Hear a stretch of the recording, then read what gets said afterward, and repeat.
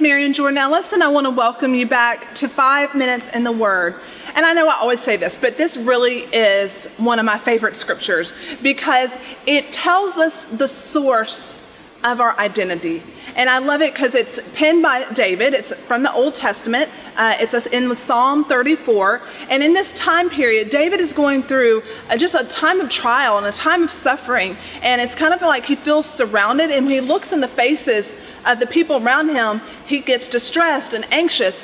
But what he does is so powerful. He takes up his eyes and he stops looking at man. He stops looking at his circumstances, and he looks up to the Lord, and he reminds himself of truth. And he gets his identity, he gets his strength from looking and beholding God, and it transforms him. And this is what he says in Psalm 34. He says, "Those who look to him are radiant, and their faces are never covered with shame." Isn't that a beautiful passage? Now let's break it down a little bit. Those who look to him, what does it mean to look to God? It means that in our hearts, we lift up our gaze, our hope, our desire, and we look and we lift that up to God, either in prayer or communion or time with him. It means that we are focusing our gaze upon him and not on people or on the world. We're focusing on him. And as the result of that there's this word he uses, radiant. Now, that is one of my favorite words from the Bible. Radiant, it's this beauty that is on the inside that comes forth on the outside. It's this joy, this confidence, this light that is on the inside that results in an expression on the outward appearance. Now, we see this word also in the book of Exodus. It says that Moses went up on the mountain, and Moses for 40 days, he spent time with the Lord, beholding his glory.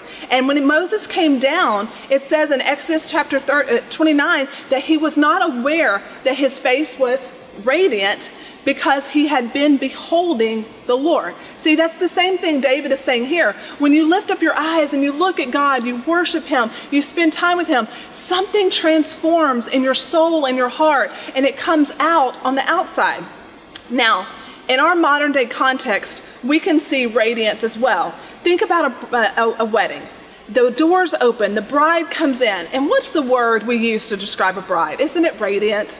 Because there's this light from the inside that comes forth in her expression on the outside. But where is that radiance come from? It's when she walks in and her eyes look to her groom, and what she feels inside is loved, chosen, beloved. And you see that inner beauty and confidence bubble forth on the outside. And this is what the scripture's telling us. The countenance that comes forth from us that is radiant is when we look to God in the face of Jesus and we see who we are in him. We see that we're fully forgiven, we're fully loved, we're fully desired, we belong to him. That radiance comes forth on the surface, and as a result, our faces are never covered in shame. I love to tell people all the time, the only one who can define you is the one who created you. The only one who can tell you your identity is the one who redeemed you. And so when we want to know who we are, and we're talking about identity in these passages right now, when we want to know who we are, who else to look to for a source of our identity than the God himself who created us, who redeemed us, and in whose face we see perfect love. I hope this is encouragement to you just to spend time with the Lord, to draw near to him, because that is what transforms us from the inside out.